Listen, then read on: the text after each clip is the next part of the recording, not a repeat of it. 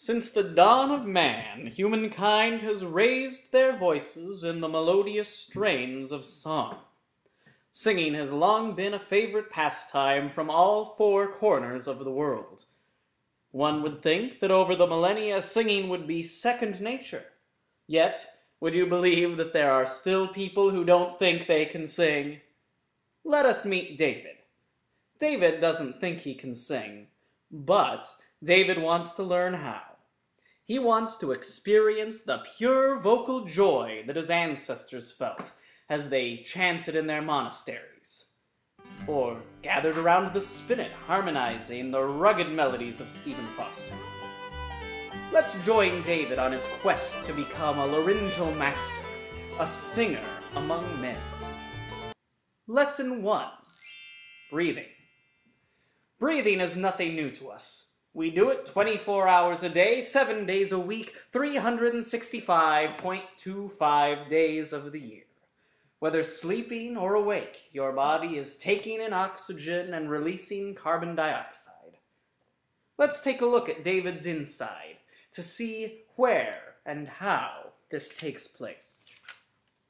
First, the lungs, the organ of respiration.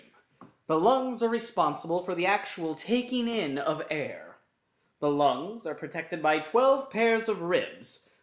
No, not those ribs. The lungs are protected by 12 pairs of ribs. The breastplate or sternum also provides bony protection. You might be surprised to know that the lungs do not move on their own, but rather rely on a series of muscles that push and pull the area around the lungs, in turn causing the lungs to expand and contract. For inspiration, the body uses the diaphragm, the body's second largest muscle. The diaphragm contracts and pulls down upon inhalation. But don't spend too much time thinking about this muscle. It does most of its work on its own, without your even thinking of it. The muscles of the ribs, no, not those ribs. The muscles of the ribs, or the intercostal muscles, also have a large impact on the intake and expelling of atmospheric gas. The external intercostals pull the rib cage up for inhalation, while the internal intercostals pull the rib cage down for exhalation. Another primary set of muscles used for exhalation are the abdominal muscles and some muscles found in the back. Enough of this nitty-gritty. Let's watch David breathe.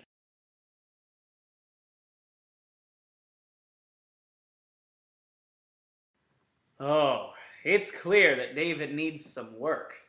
Notice how his shoulders rise up along with his collarbone or clavicle. In fact, we will call this clavicular breathing. As his shoulders and clavicle rise, the chest cavity expands.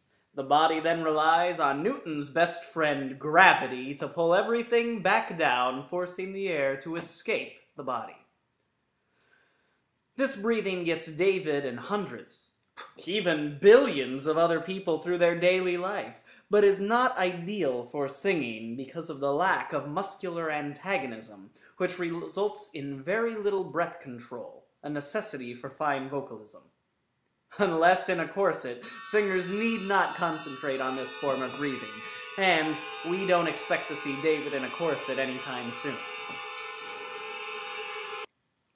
So now David is probably wondering, how am I supposed to breathe then? Luckily, we have 3 well-respected techniques to choose from. David can choose what works best for him. The first technique we will explore is called thoracic breathing. This breathing is centered around the thorax, or roughly the ribs down to the belly button. Can David find his thorax? Great. For proper thoracic inhalation, the diaphragm will contract and the singer will expand their rib cage by extending their external intercostal muscles.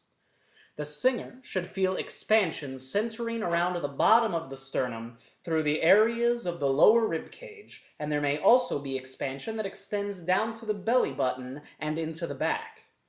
Remember how David's rib cage fell dramatically when he breathed? Well, with this technique, the singer keeps the external intercostal muscles engaged, creating the needed antagonism between the muscles for the regulation of air pressure. The second singing breath we will look at is the abdominal breath. For abdominal breathing, the primary sensation is felt in, you guessed it, the abdomen. The abdomen is the area that extends from below the diaphragm down to the pelvic area. For inhalation, the singer relies solely on the contraction of the diaphragm, but remember, most people cannot consciously control their diaphragm. Instead, the singer should focus on relaxing their abdominal wall. This relaxing allows all those great abdominal organs, also known as the viscera, to be pushed down and out, creating a visible bulge in the abdomen. This bulge could be located on the sides, back, or evenly throughout the lower torso, depending on the abdominal muscles the singer chooses to relax. To exhale, the singer re-engages the muscles relaxed from inhalation, causing the viscera to be pushed back into their place, also pushing back up against the diaphragm, creating the expiratory force. In this technique, air pressure is usually regulated by the controlled contraction of the abdominal muscles.